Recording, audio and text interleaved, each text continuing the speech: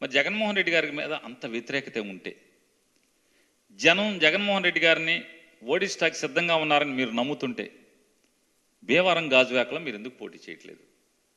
మీరు మాట ఇచ్చున్నారు కదా, చేయట్లేదు. సరే అయిపోయింది. జగన్మోహన్ రెడ్డి గారి మీద అంత వ్యతిరేకత ఉంటే నిన్న పవన్ కళ్యాణ్ గారు మాట్లాడుతూ ఆయన గొప్ప మాట మాట్లాడారు. ప్లీజ్ రా మీకు దండం పెడతారా, నన్ను ఒక్కసారి ఎమ్మెల్యేగా ఒక్కసారి పంపించండి రా అని మాట్లాడుతూ నన్ను గెలిపిస్తే నా స్నేహితుల ద్వారా అయినా సరే ఇక్కడ హాస్పిటల్ కడతానన్నారు.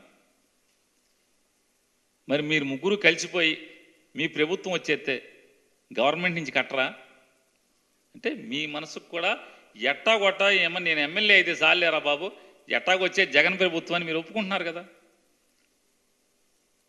పిఠాపురంలో మిమ్మల్ని గెలిపిస్తే ప్రైవేట్ హాస్పిటల్ కట్టిస్తాను, గవర్నమెంట్ హాస్పిటల్ అనే జోలికి మాట్లాడకుండా నా స్నేహితుల ద్వారా ప్రైవేట్ హాస్పిటల్ కట్టిస్తున్నానంటే దాని అర్థం ఏంటి?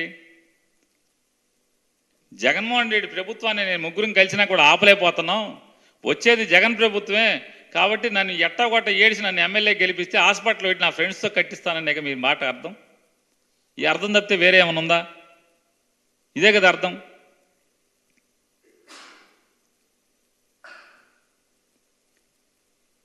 ఇవాళ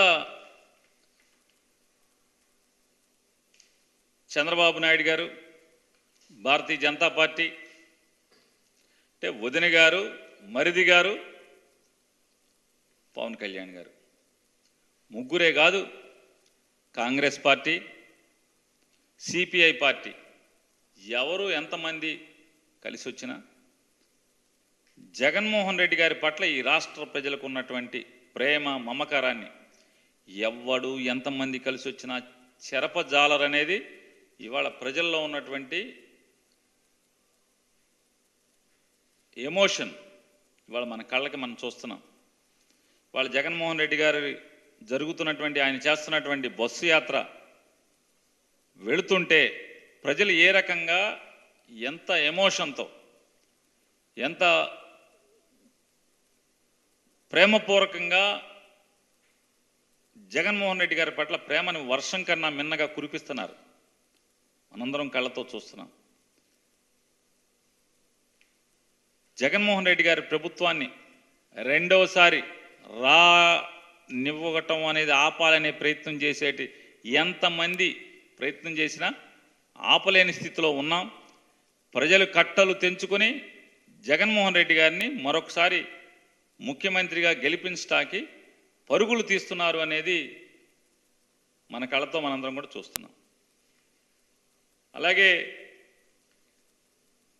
ఈ రాష్ట్ర ప్రజలందరూ కూడా మరీ ప్రత్యేకించి 66 లక్షల మంది పెన్షన్దారులందరూ కూడా వీరి కుట్రల్ని చంద్రబాబు నాయుడు, భారతీయ జనతా పార్టీ, పవన్ కళ్యాణ్ గారి కుట్రలను ఒకసారి గమనించండి.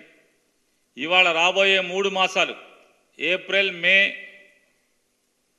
జూన్ ఈ 3 మాసాల పెన్షన్ కూడా 1వ తారీఖు టంచనగా వచ్చినప్పటికి కూడా సచివాలయాలకు వెళ్ళి పడిగాపులు పడి మనం తీసుకోవాల్సినటువంటి అగత్యం ఏర్పడటానికి వీరు ముగ్గురే కారణం అనేది మీరు వాలంటీర్లని పక్కన పెట్టగలరేమో కానీ ఈ రాష్ట్రంలో పేద మధ్యతరగతి వర్గాల గుండెల్లో ఉన్నటువంటి జగన్ గారి మీద ఉన్న ప్రేమని ఇంత కూడా నయా పైసా అంగుళం, కంది గింజంత అంగుళం కూడా మీరు చెరపలేరు అనేది ఖచ్చితంగా జూన్ మాసంలో మీరు చూస్తారనేది మీ కళ్ళకి కనపడుతుంది అనేది కూడా మీకు హెచ్చరిక చేస్తున్నా.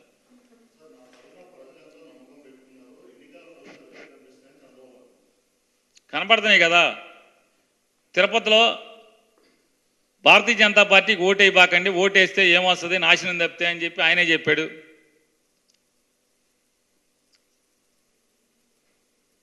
నిన్న ఊళ్ళో ఆ అభ్యర్థి పేరుని అడుగుతున్నాడు, నువ్వెవరమ్మా, నీ పేరేంటి అని చెప్పని. ఆయన పార్టీ తరపున నుంచునేటువంటి కూటమి అభ్యర్థిని నువ్వెవరమ్మా, నీ పేరేంటి అని ఆ అమ్మాయిని అడుగుతున్నాడు. మైండ్ బ్లాక్ అయ్యే కదా. జనం లేక ఓటమికి కళ్ళకు కనపడుతుంటే అదే కదా ఎన్ని తార్కాణం.